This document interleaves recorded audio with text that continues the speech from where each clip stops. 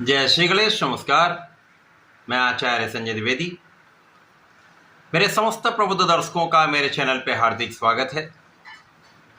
प्रिय दर्शकों, आज मैं नवग्रहों में युवराज बुध के राशि परिवर्तन प्रभाव को लेकर आपके सम्मुख उपस्थित हूं।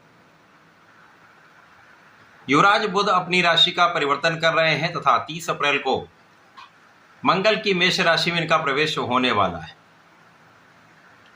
यद्यपि मंगल के साथ बुध का मैत्री भाव नहीं है, परंतु यहाँ पर तात्कालिक मैत्री का भाव बन रहा है, जिसके कारण यहाँ पर समभाव बनने वाला है। प्रिय दर्शकों, जब भी कोई ग्रह समभाव में गोचर करना आरंभ करता है तो उसका प्रभाव सकारात्मक प्राप्त होता है। तो बुध यहाँ पर मंगल की राशि में अवश्य होंगे, तो यहाँ पर समभाव में गोचर करेंगे, सकारात्मकता प्राप्त होगी। साथ ही साथ मंगल के साथ इनका युति प्रभाव भी इनके गोचर काल में प्राप्त होने वाला है।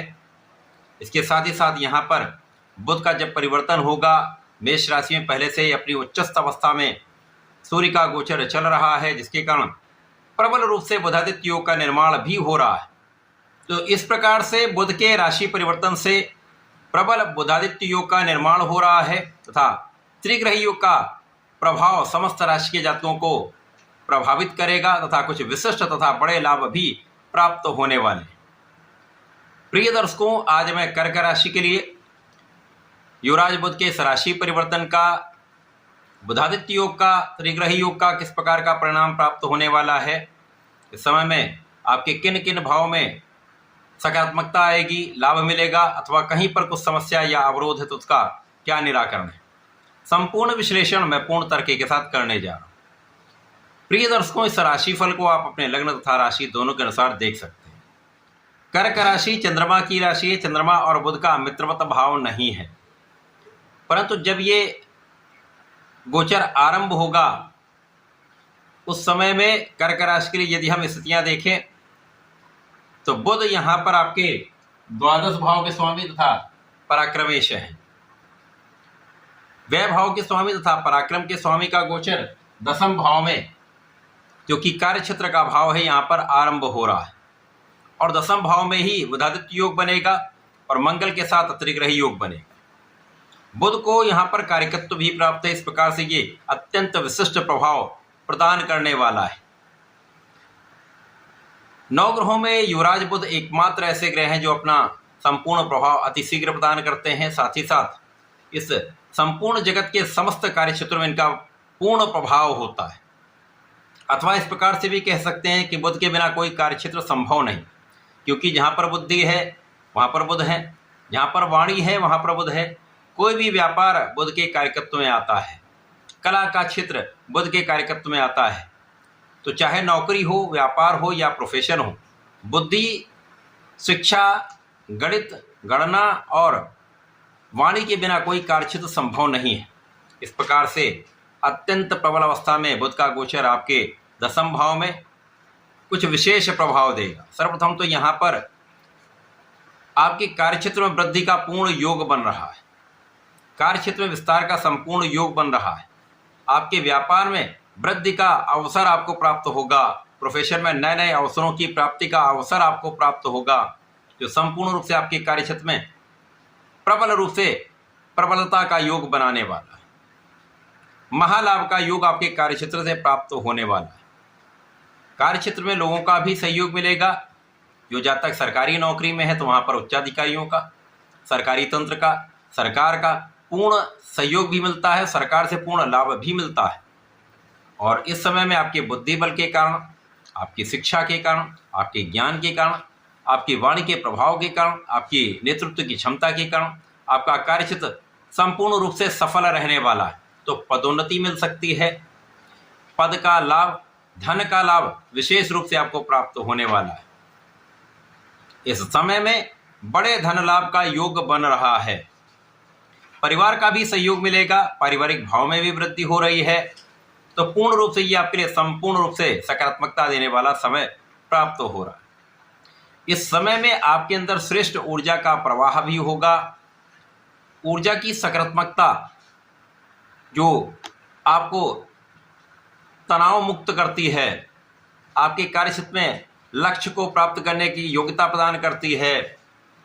आपको सकारात्मक के साथ साथ आपके आत्मबल को प्रबल करने वाला यहाँ पर योग बन रहा है, जो आपके स्वास्थ्य समस्या भी समाप्त करेगा, कष्टों को भी समाप्त करेगा, तो आपको पूर्ण रूप से पराक्रमी बना देगा।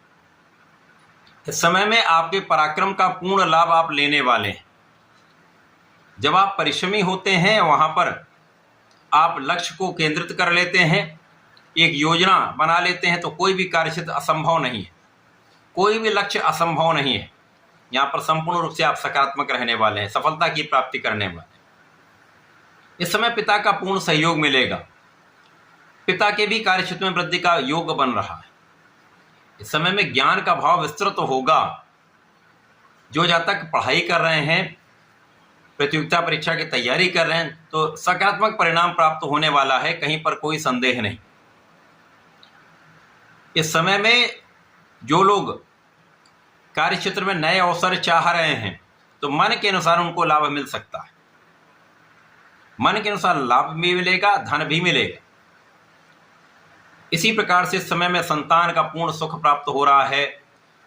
संतान की ओर से भी अच्छे समाचार की प्राप्ति होगी। संतान भी बहुत अच्छे रहने वाले। इस समय में आपकी यात्राओं से आपको पूर्ण लाभ मिलेगा। देश विदेश से संबंधित होकर किसी कार्य क्षेत्र में है, व्यापार में है, किसी प्रोफेशन में है, नौकरी में है, तो वहां पर अच्छा लाभ प्राप्त होने का योग बन रहा है।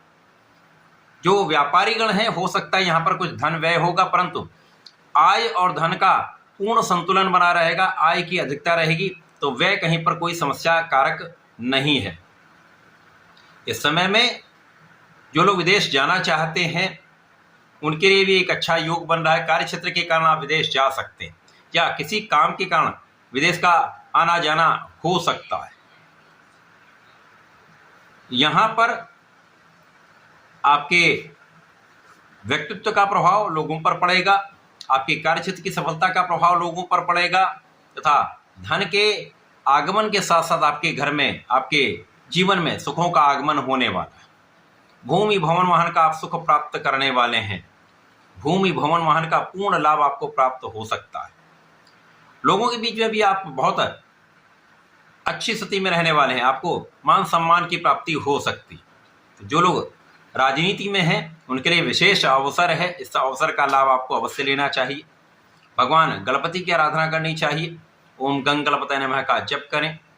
गणपति श्रोतम का या गणेश अथर्वशीष का पाठ कर लेते हैं या सुन भी लेते हैं, तो विशेष लाभ प्राप्त होते हैं। तो ऐसा करके इसका उपयोग करें। धन्यवाद। नमस्कार।